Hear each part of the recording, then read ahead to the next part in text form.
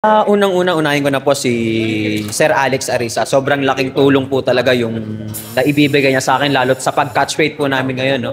Talagang hindi po ako nahirapan ngayon sa timbang namin. Talagang no sound na suit po ako ngayon. Talagang sa pagkain lang niya kinukuha yung weight na limit na makukuha namin. Then sa training po talaga, yun po yung inaano sa akin. Then sa mga payo naman po, nandiyan naman po si Sir Jerry Peñalosa na para gabayan kami sa training.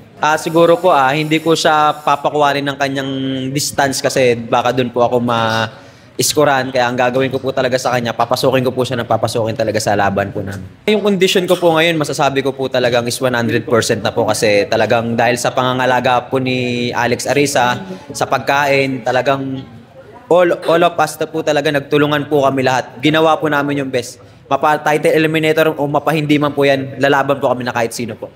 Ang dream fight ko lang naman po is yung mga world champion po na sa division ko. Yun lang naman po talaga yung gusto kong marating din, yung narating nila. Kaya kahit sino po sa division ko na world champion, handa naman po akong lumaban.